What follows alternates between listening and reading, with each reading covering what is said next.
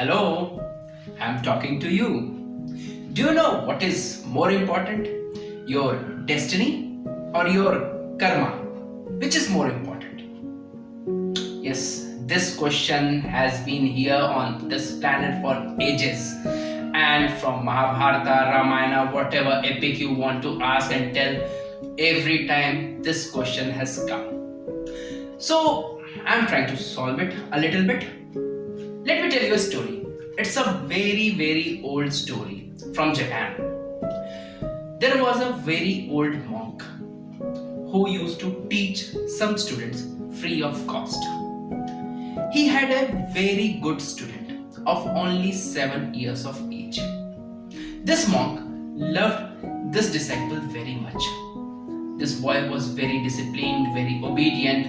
He always used to do all the works, whatever this old teacher used to tell him. He was very happy that yes, I have got a very good teacher to learn from. And this monk, the teacher, he was also very happy that he has got such a nice disciple. But once it happened that this monk was in prayers and he got an insight.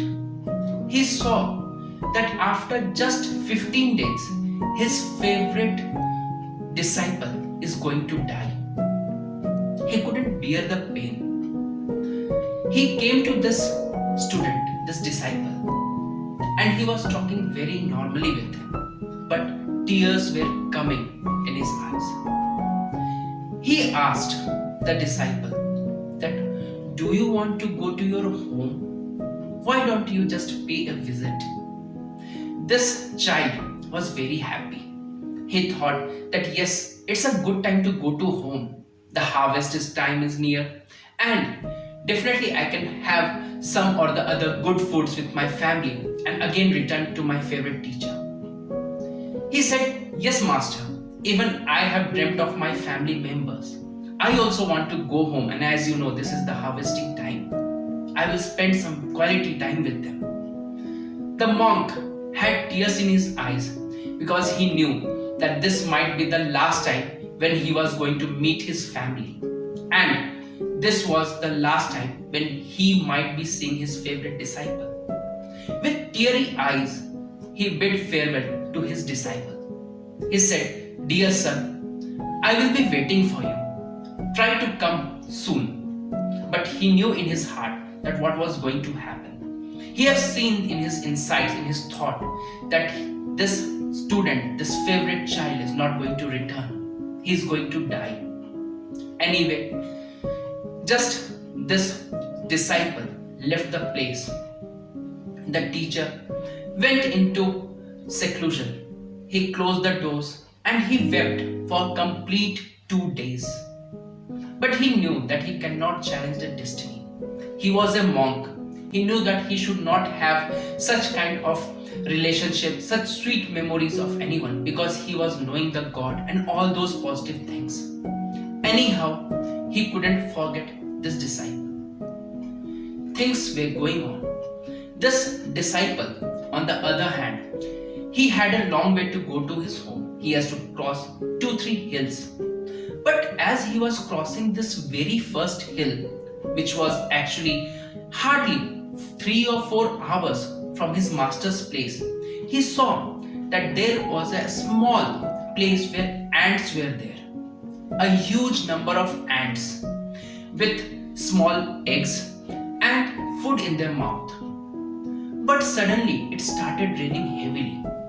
And due to this heavy rain, there was complete waterlogging in the nearby areas. He was seeing these ants because he was also looking for shelter, and he got that shelter in a nearby tree. He was hiding there and he was carefully seeing these ants battling the water, the mighty water which was rushing towards their own home. He knew that these all ants are going to die very soon.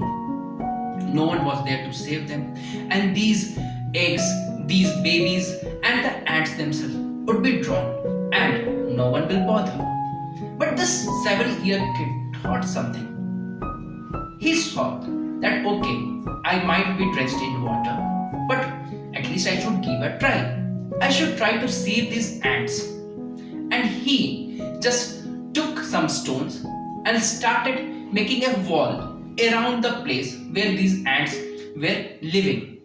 He thought that he could stop the water, the mighty water, from these stones.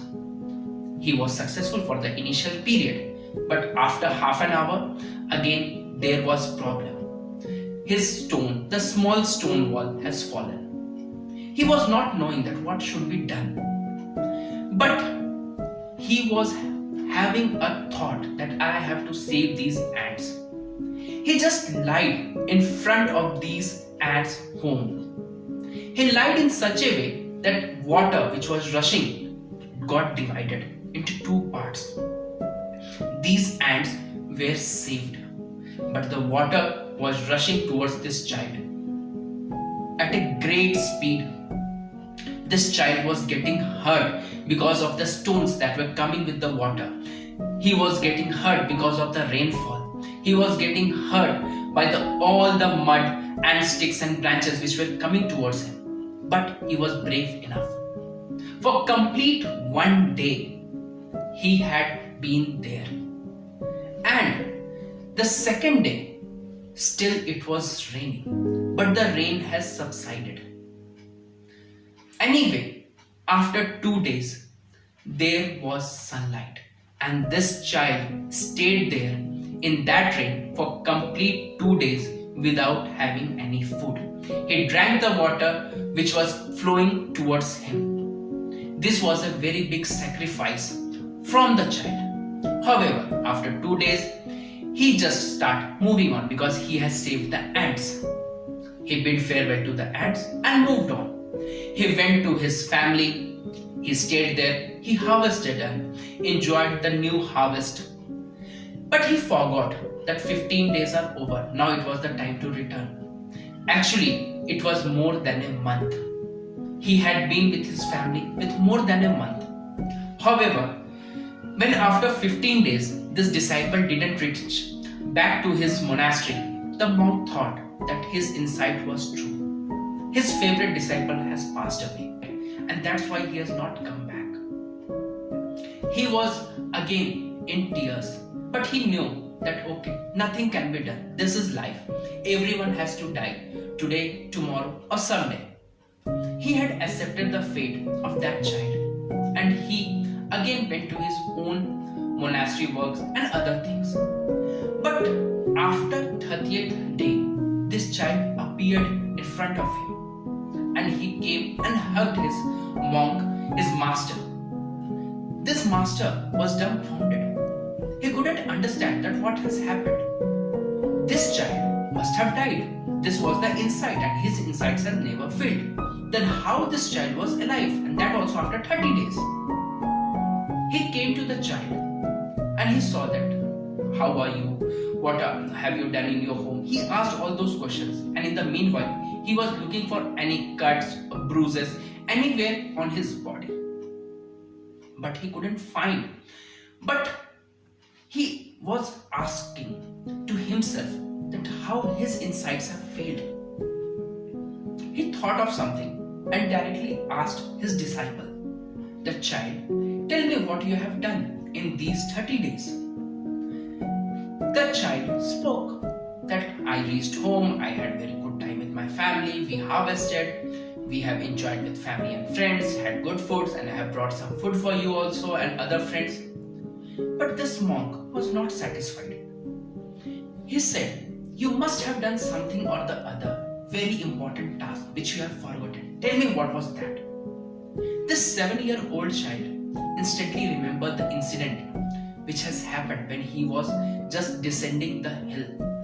How he had saved the ants, how he had saved the eggs and other people, those who were their ant families, from that heavy rain. He remembered all those things and he told exactly all those things to his master. The monk was surprised, but he still asked, son, can you show me the proof of what you are saying? This child said, I don't have any proof because that place where the ants were there, no one can give the proof. But Suddenly, because of the great winds, his shirt just blew up.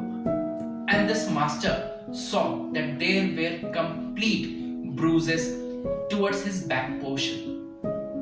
He saw the wounds. This disciple told him that yes, for 2 days I didn't have anything. I just had the water which was rushing because of the rainfall. I didn't eat, but I have saved the ants. This monk, this master, hugged this disciple very nicely and he said, "You don't know, your karma has changed your destiny, my son. You are a winner." This is a very small story, but we all can relate to this in your life. This has been taught very nicely by the Zen mindset philosophy of Japan. So try to have very good karma powers if you really want to change your destiny for the best. Be Zenmindly.